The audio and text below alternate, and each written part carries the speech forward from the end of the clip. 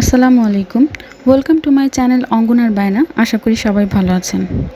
আজকে অনেক দিন পরে একটা ডিটেইল ভিডিও নিয়ে আসলাম। আ প্রথম থেকে এই পর্যন্ত অ্যাম্বুশের অনেকগুলো ভিডিও আমি চ্যানেলে আপলোড করেছি। তারপরেও অনেকের অনেক কোয়েশ্চেন থাকে। তো এই ভিডিওটা বেশ অনেকদিন আগে করা, মানে মাসখানেকেরও বেশি হয়েছে।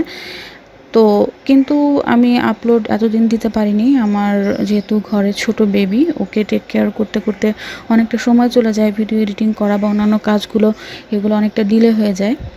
তো ইনশাল্লাহ এই ভিডিওর মাধ্যমে আপনারা অনেক কিছু প্রশ্ন যাদের অ্যাম্বুশ নিয়ে থাকে, এটাতে অনেকটা ক্লিয়ার হয়ে যাবেন। তাহলে চলুন আর বেশি কথা না বাড়িয়ে ভিডিও শুরু করা যাক।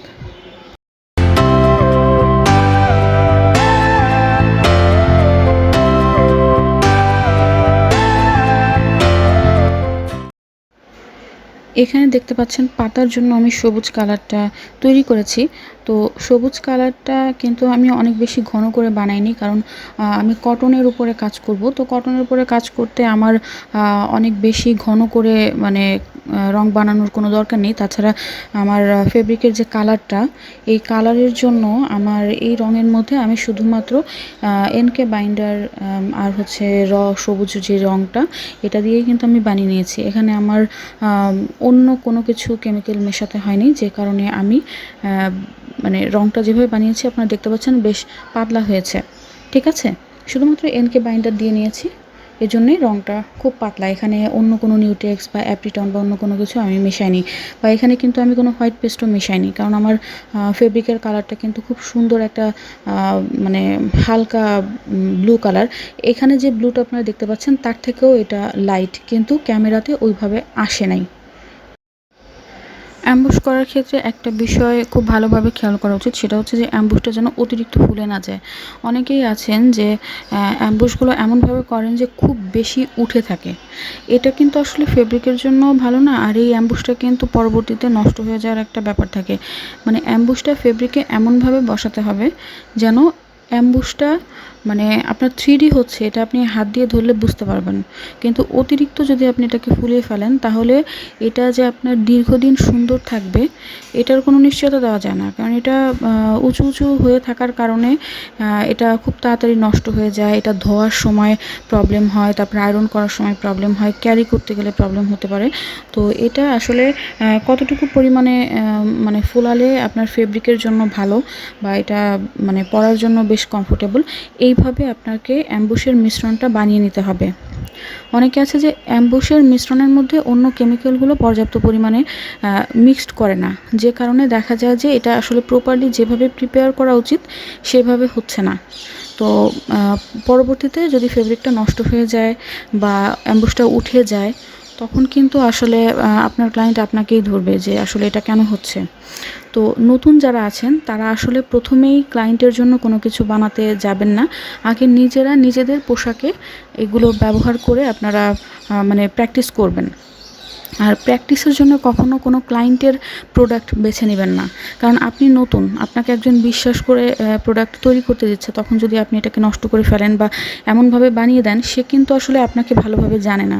কিন্তু আপনি এটা করার কারণে কি হচ্ছে, তার একটা ধারণা হচ্ছে যে অ্যাম্বুশটা মনে হয় নষ্ট হয়ে যায়, এটা আসলে টেকসই হয় না, বা কাজটা আসলে এরকমই। তো তার আসলে সার্বিকভাবে সব ধরনের মানে মানুষের উপরে, যে যারা এই অ্যাম্বুশ নিয়ে কাজ করে, মনে করবে যে অ্যাম্বুশটা এরকমই, এটা আমি যেখান থেকেই নিই এটা নষ্ট হয়ে যাবে।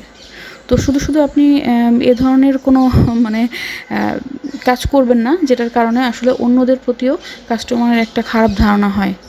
হ্যাঁ, তো এজন্য নিজে আবার দীর্ঘমেয়াদী বিজনেস করার ক্ষেত্রে মানে আপনার অনেক কিছু নিজেকেই নষ্ট করতে হয়। যেমন ফেব্রিক দিয়ে কোনো একটা কিছু প্র্যাকটিস করতে গেলে সেটা নিজের মানে ফেব্রিক, এটা নষ্ট হবে।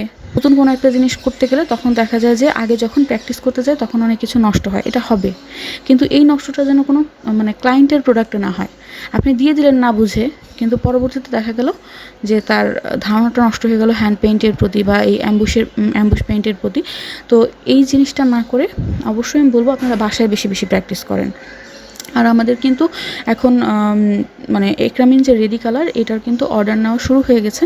আমি আপনাদেরকে বলেছিলাম যে জুন মাসের পর থেকে আসলে অর্ডারটা নেওয়া হবে। অনেকে আমাদের পেজে নক করেছিলেন। তো তখন আমি প্রেগনেন্ট অবস্থায় আসলে ওই সময়ে এত কিছু তদারকি করার মতো মানে মেন্টালি বা আসলে ফিজিক্যালি ওইভাবে হয় না। তো যেহেতু আমি জুন মাস বলেছিলাম, জুন মাসে পরে নিব, তো এখন আবার নেওয়া শুরু হয়েছে। আপনারা চাইলে অর্ডার করতে পারবেন।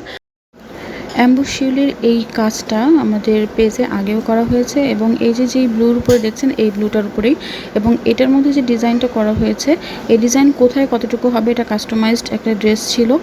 আর এইটা আপনারা চাইলে আমাদের পেজ থেকে অর্ডার করতে পারবেন এবং কালার কাস্টমাইজেশন করতে পারবেন। আর এই যেই প্রোডাক্টটা এটা যাকে পাঠানো হয়েছিল পেজ থেকে গিফটও দেওয়া হয়েছিল। তো আপুর কাছে অনেক পছন্দ হয়েছে এবং আমাদের পেজে এটার রিভিউ আছে। আপনারা চাইলে আমাদের পেজ থেকে কিন্তু এই ধরনের শাড়ি, পাঞ্জাবি, তারপরে হচ্ছে গিয়ে কামিজ, ছোটদের ড্রেস এগুলো অর্ডার করতে পারবেন। তো আজকের মতো এতটুকুই। সবাই ভালো থাকবেন। আসসালামু আলাইকুম।